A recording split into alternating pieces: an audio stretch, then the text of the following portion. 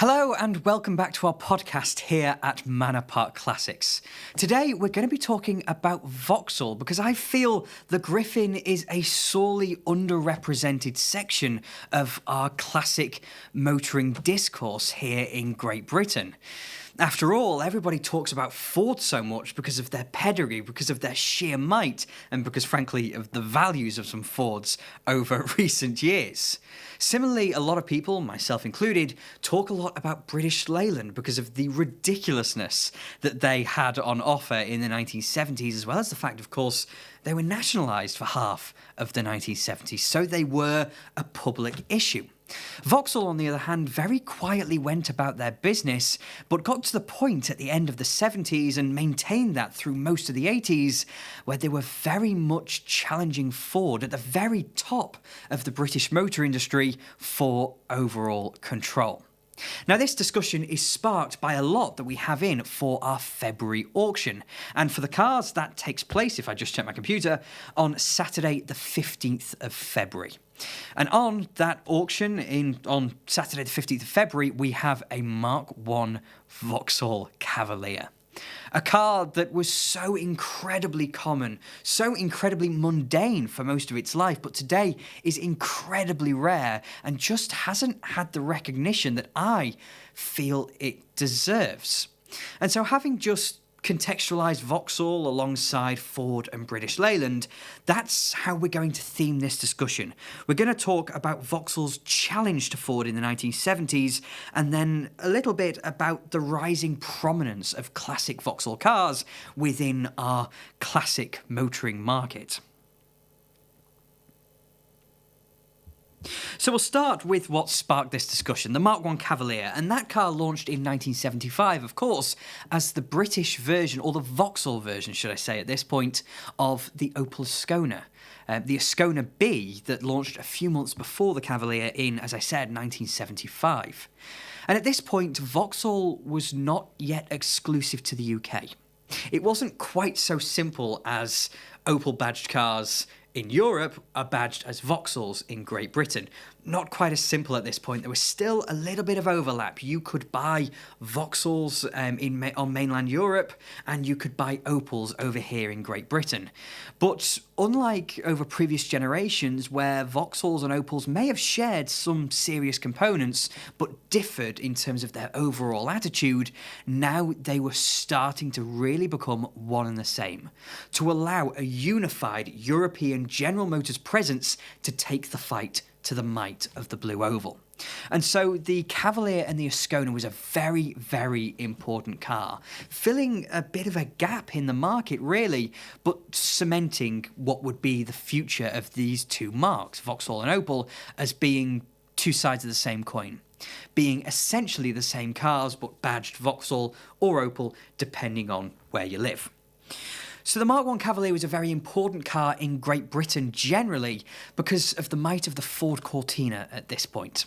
The Cortina first came along in 1962, the Mark II Cortina came along in 66, and briefly in 1967 it became Britain's best-selling car.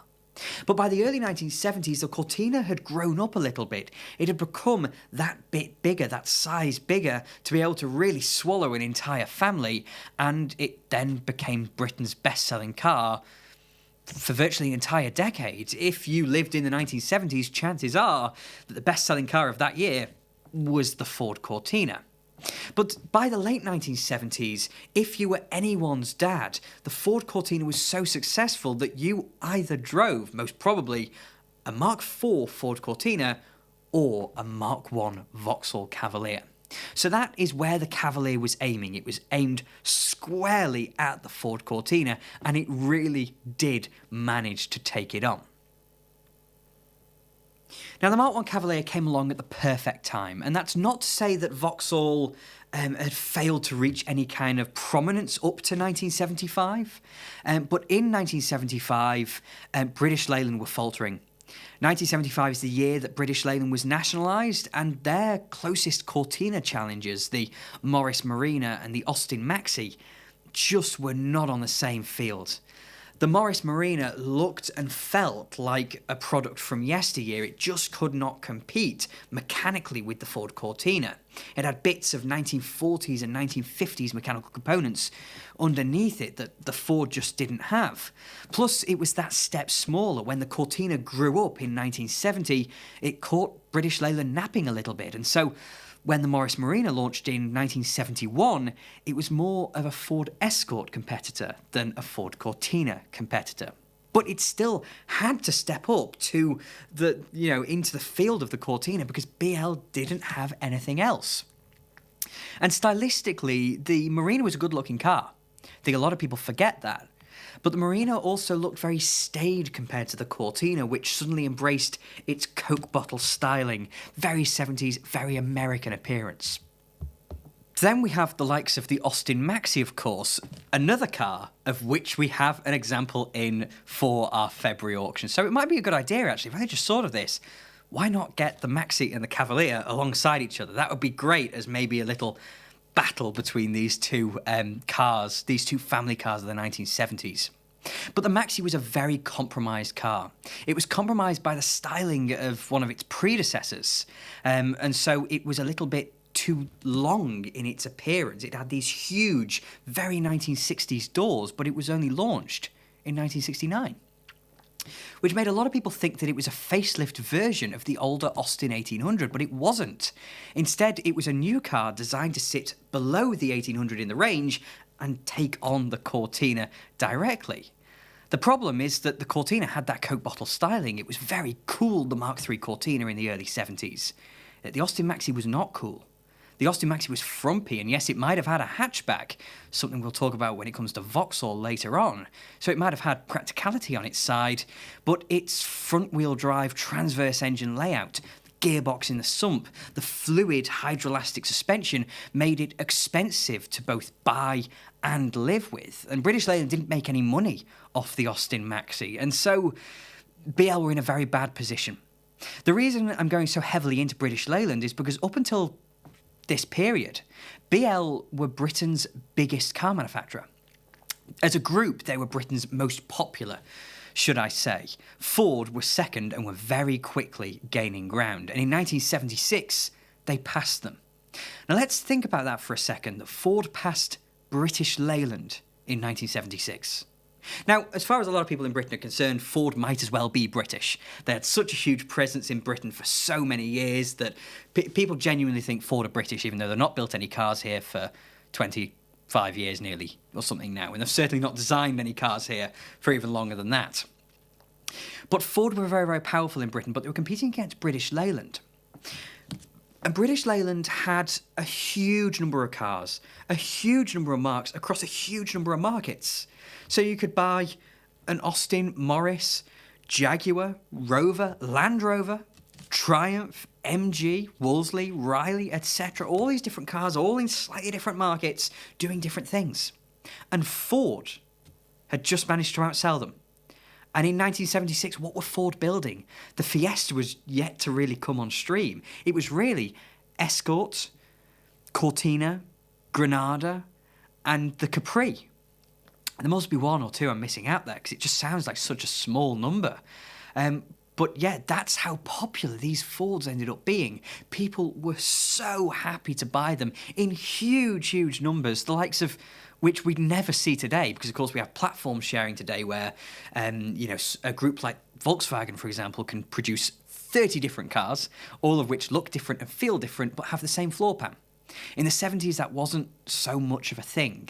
And so Ford were producing this huge success, huge sales volumes with only a few models. So this is the challenge that Vauxhall had to rise to. British Leyland were falling away, never really to return. They had their brief moments of producing the odd, very, very good car that was well received, that people liked, etc. But just sheer size of British Leyland compared to, in terms of their model range compared to Ford's, they're ridiculous. They're like this. And so Vauxhall were doing something very, very different. Vauxhall had to compete. They knew they had to compete directly with Ford. And that's what the Cavalier was doing. The Cavalier was filling a bit of a gap in the Vauxhall range. So at the end of the 1960s and into the 1970s, you have the small Vauxhall Viva, which is really an escort competitor, though it did start to grow up in its later years. But, that's our general starting point. In the mid-1960s, Vauxhall Viva and Ford Escort. We then have the likes of the Vauxhall Magnum, which was a Vauxhall Viva, but with more trim and a larger engine, etc. It wasn't any bigger. It was the same car, essentially.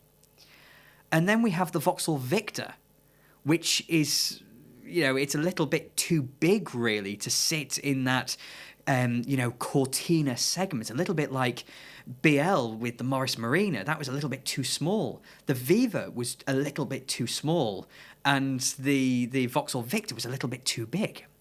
The Vauxhall Cresta was, of course, discontinued at the end of the 60s, I believe. Might have been in the early 70s. I'm not 100% sure now. But certainly that wasn't on the page by 1975, 76. The motoring market had really changed. And so Vauxhall had these model ranges that didn't sit directly in line with Ford. And now, Ford are always considered when talking about the classic British motor industry. And the reason we contextualise everything with Ford is because Ford nailed their marketing. They realised what people wanted, when they wanted them, and why they wanted them, and they built the cars to fit. That's why, in 1970, the Ford Cortina grew up. The Mark III Cortina had a much greater attitude than the Mark II Cortina because people wanted it. And they felt that the old Cortina thematically sat a little bit too close to the Escort. Now, the Mark III Cortina, was no bigger than the Mark II Cortina. Not really, it was a little bit bigger, but, not that you'd really notice. Instead, it majored in its character, and so it felt like a much bigger car. It had larger engines in it, it had more expressive styling, and it was packaged all that much better so that you could fit more stuff inside it. Ford were just the masters. And then in 1972, we had the Ford Granada, replacing a largely unsuccessful line of large Fords in Great Britain. But the Granada really did set the world alight in terms of an early executive car. All Fords were tremendously popular in this era. And so Vauxhall knew that they had to fill the gaps in between their existing model ranges. Vauxhall realised that they had to emulate Ford if they wanted a slice of that market. Because if people were looking for a Cortina, they weren't looking for a Viva. And they might not have had the money to go out and look for a Vauxhall Victor, for example. They might not have wanted something of that size, of that kind of engine capacity. So I've brought up here the FE series Vauxhall Victor, the last Vauxhall Victor, the one with the very squared-off grille in the centre of the car. Quite an ugly-looking car, in my personal opinion. And that car was made from 1972 to 1978. And the smallest size engine you could get in it was an 1800, 1759 to be exact, but it was a 1.8 litre engine. Compare that with the Cortina and you could get a little 1300 in it. Or you could go and get a big V6 if that's what you liked. So Ford had this proliferation not just of model ranges, but of trim levels within them. You could say, okay, I like the size of the Cortina, very, natural steps up from Escort to Cortina to Granada.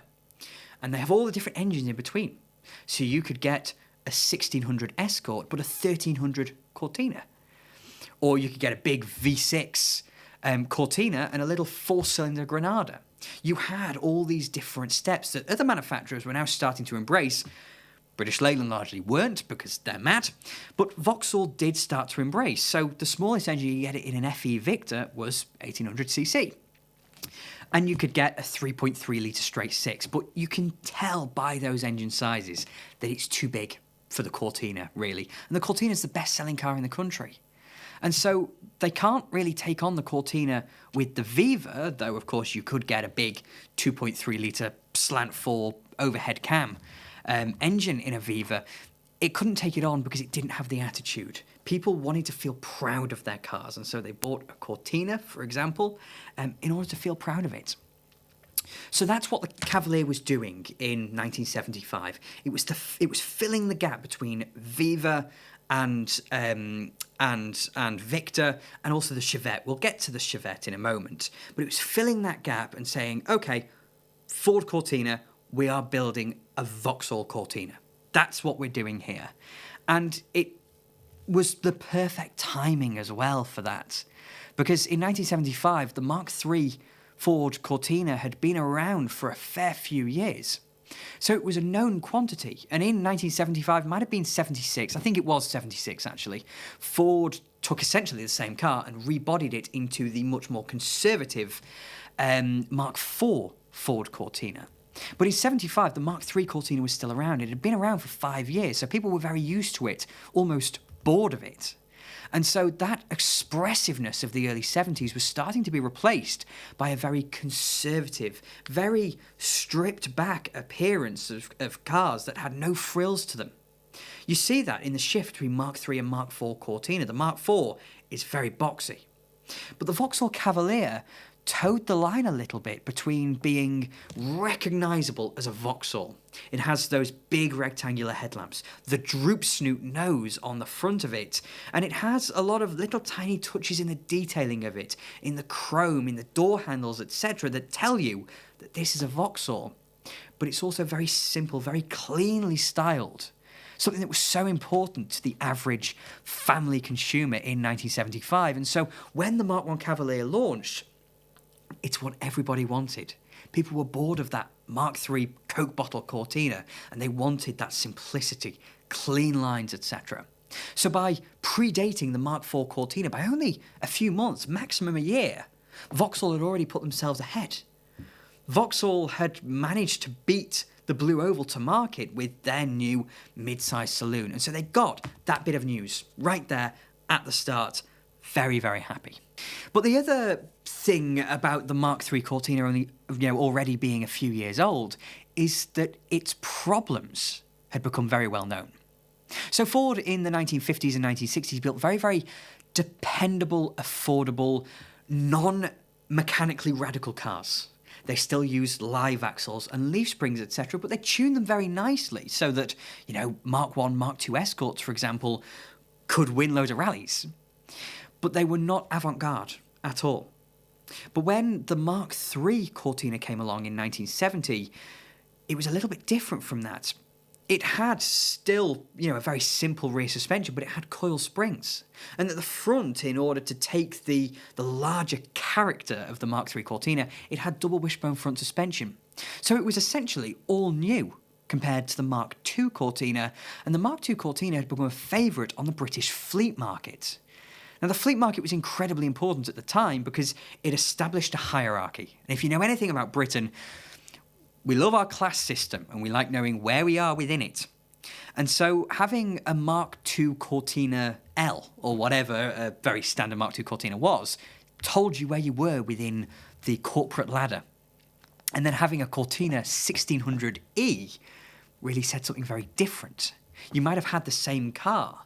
As a fleet, the fleet manager was very happy because it was the same car, serviced with the same parts in the same place, very affordable, known quantity, proven, but you could still feel where you were within that ladder by having a 1600E or not. But when the Mark III Cortina came along, its new mechanical components proved not to be quite as robust as those of the old Cortina. Fleets were still very happy with it because it looked good, people felt good in them, they drove very nicely, etc.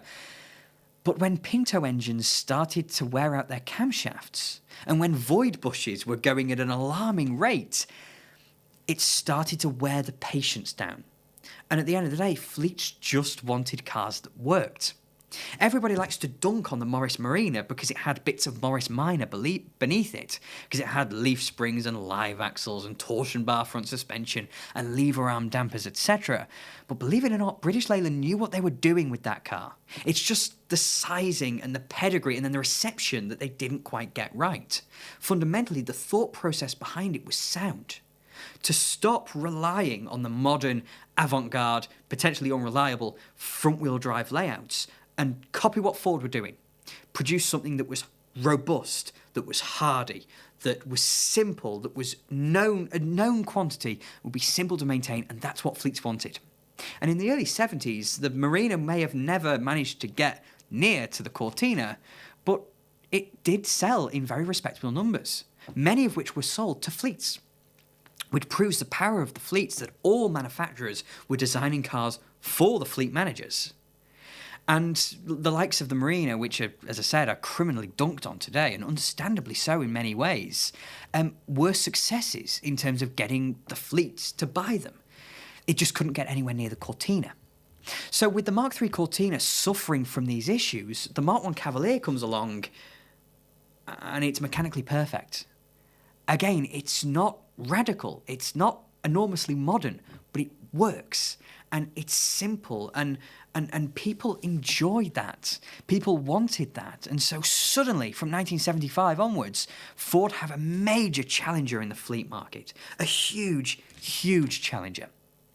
But I mentioned earlier that this wasn't something brand new for Vauxhall. Vauxhall had slowly been building their image, and I think you could potentially take it back to the first Vauxhall Viva, the HA Viva in 1963, thereabouts, maybe 62.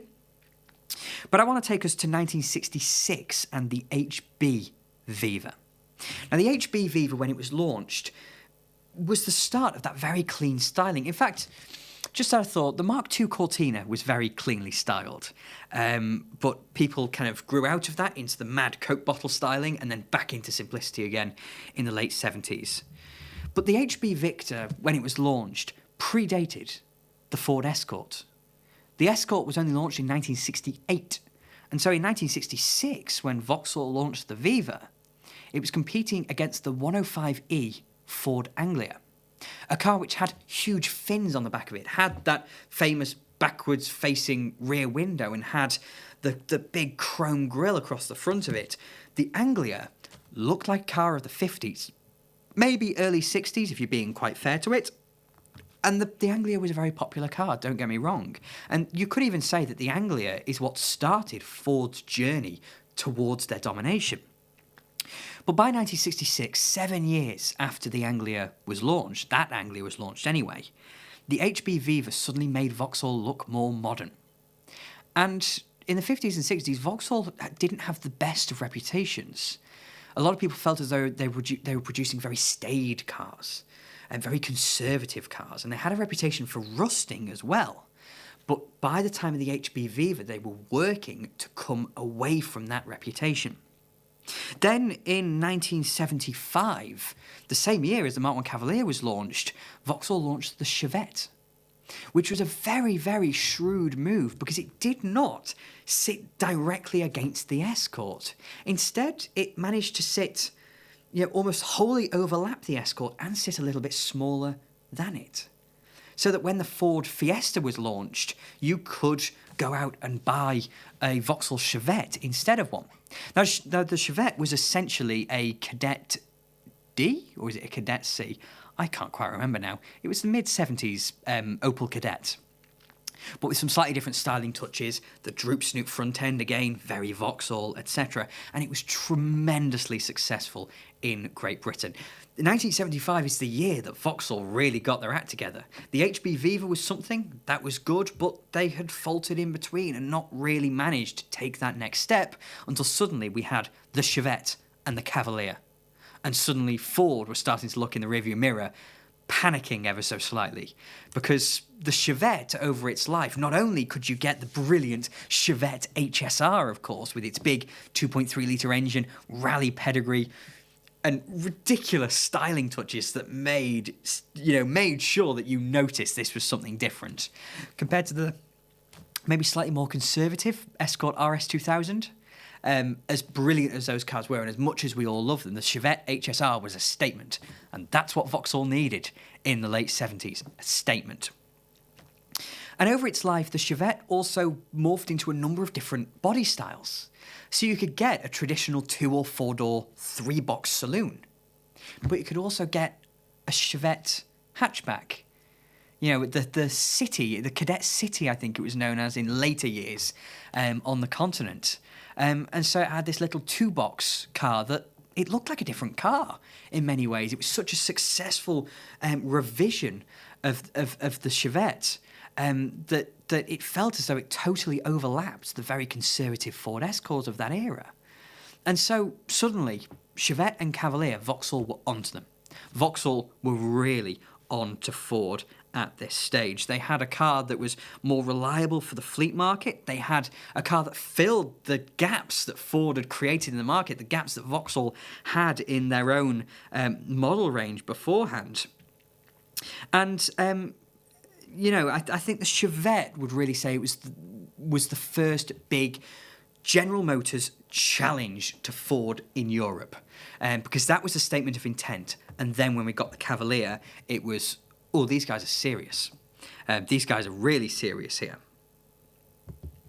But if we had the likes of the Chevette HSR, and of course you had the Cavalier Sports Hatch, and which was the Opel Manta, essentially, you had these cars, and of course Ford had the Capri. Ford had the Escort RS2000, etc., Escort Mexicos, and so they were both producing some very cool cars, very desirable cars in the late 70s, and people started to fit into their own camps about what they preferred. Were you a Vauxhall person or were you a Ford person, etc.? But it could be said that with the with the introduction of the Mark IV Cortina in 1976, which did not repair any of the problems of the Mark III Cortina, it just modernised its appearance, suddenly looked very conservative and very staid. As I said before, the Cavalier had these little styling touches that made it clear it was a Vauxhall, and that made it look very smart compared to many of the other cars that you could buy in Great Britain at the time. The Mark IV Cortina didn't. And I don't mean any ill towards the Cortina here. Those Mark IV Cortinas are great, and I'd have one tomorrow, to be honest. A good friend of mine had one a couple of years ago, and he absolutely loved it. 2-litre Pinto engine, etc. But did Ford forget what made them cool? Because, as I said, the Cortina was Britain's best-selling car. You had the Lotus Cortinas in the 1960s, but as the 70s progressed, the Cortina started to decline. There was no real sports-facing side to the Mark IV Cortina. There was nothing that really enhanced its pedigree in the same way as Vauxhall did with the Cavalier Sports Hatch. As I said, it was essentially an Opel Manta. It didn't even have 6 cylinders, I don't think, but it looked cool and it tagged on to the Cavalier name.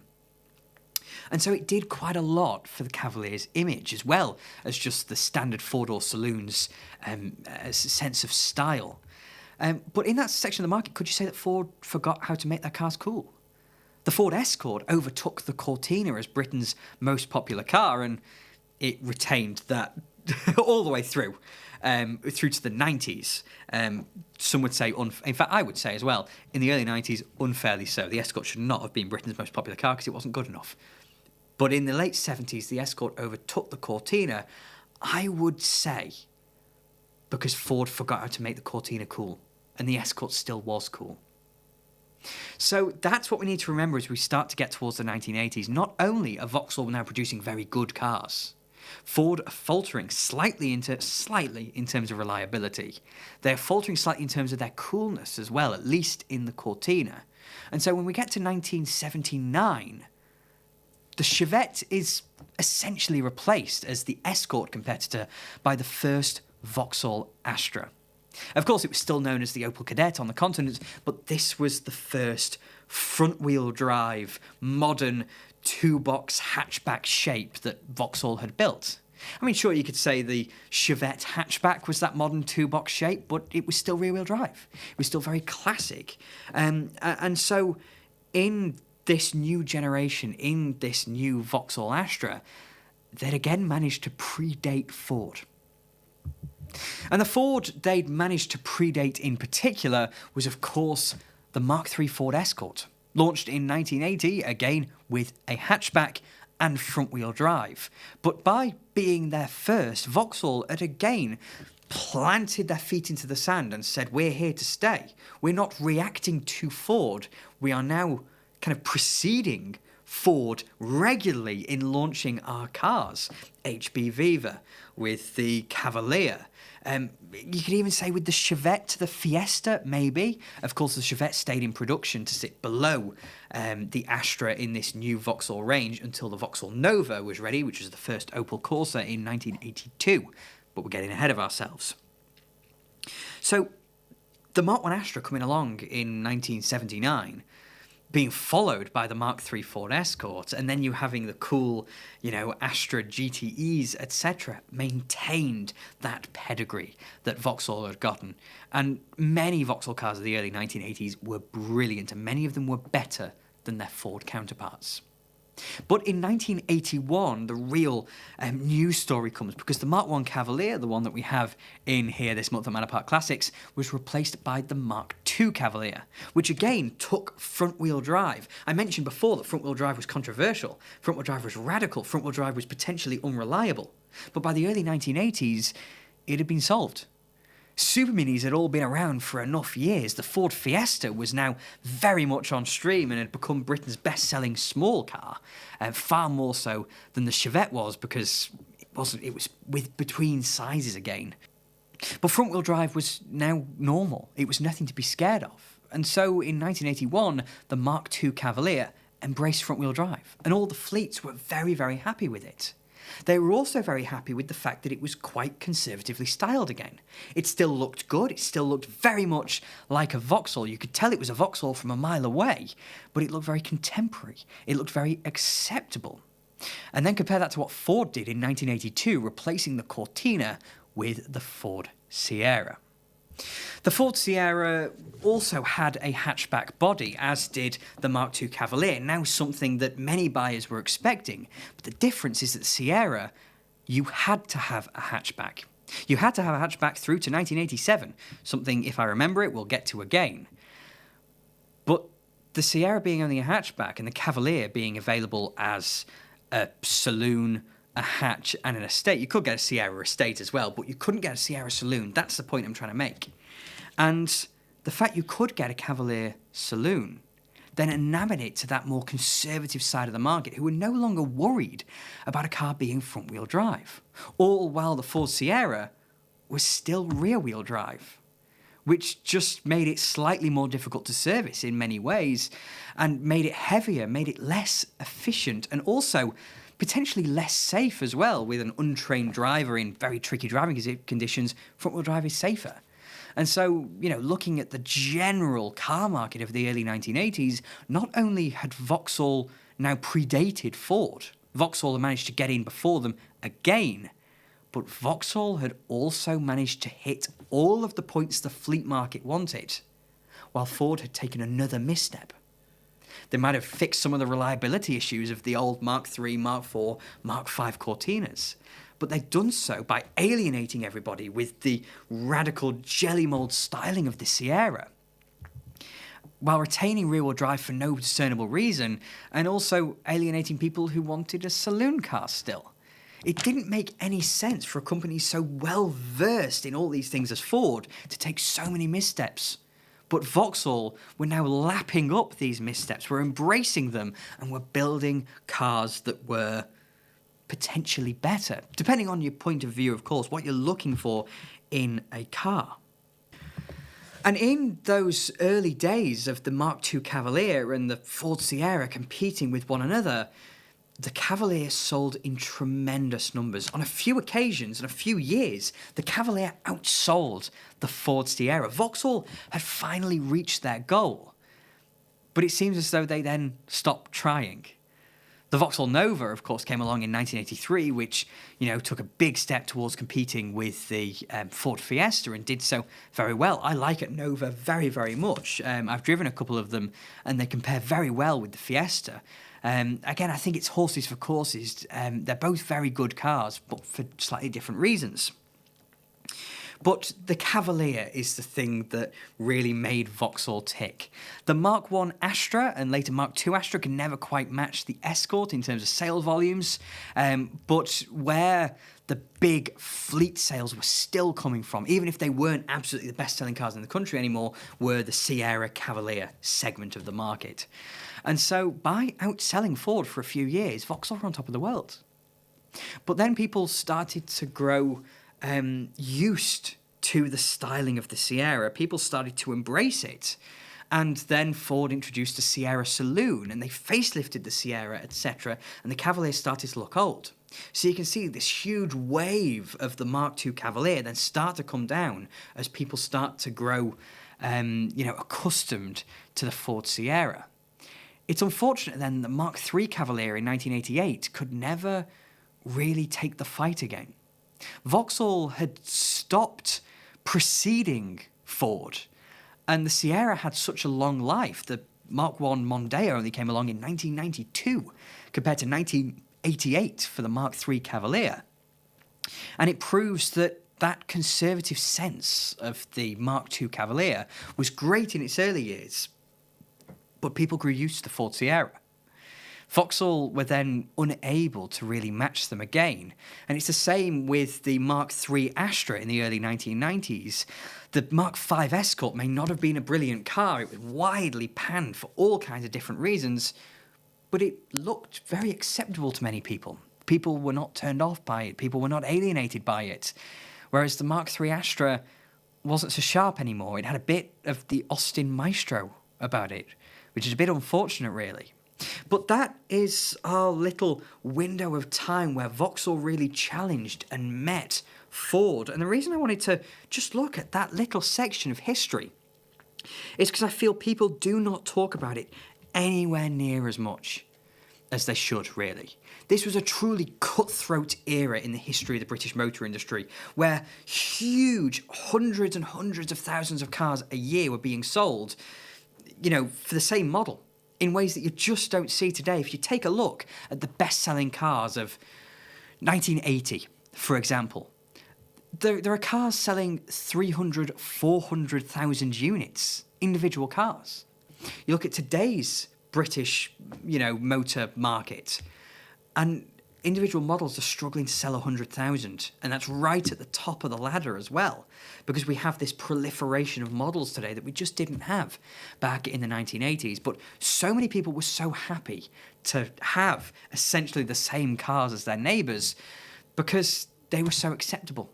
They were so finely designed to meet a purpose, always designed for a purpose, in a way that maybe they just aren't quite today. So, as I mentioned at the beginning of this podcast, I wanted to talk a little bit about Vauxhall, not necessarily values, but their rising prominence in the classic market. Because people have forgotten about Vauxhalls for so long. Barring Opel Mantas, maybe Cavalier sports hatches as well, of course, Chevette HSRs, all the kind of desirable, overtly desirable stuff has been worth a bit of money forever now. Your Astra GTEs, your Cavalier SRIs, etc.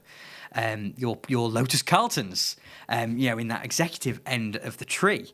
But I look at a car like the Mark I Cavalier and view it alongside the Mark IV Ford Cortina and view it as a much more interesting car, as the Mark IV Cortina was just another Cortina.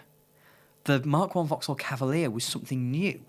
It was Vauxhall rising to the challenge of Ford, and I think they can be a bit of a bargain on the market for that very reason. So I hope you've enjoyed that little ramble on a bit of the history of Vauxhall. I love looking through automotive history like this, rather than just looking at a car and thinking, wow, look at some of the engineering of it, etc. I love to sit and think about the societal implications of these classic cars and where we are today in comparison to them and how we got to where we are today, of course. So thank you very much for tuning into this podcast. More nerdy rambles will certainly be along soon, so please do head over to the website in the meantime, though, and have a look at that little Mark I Cavalier. It's a lovely looking little thing. Nice red interior as well. Take care, folks.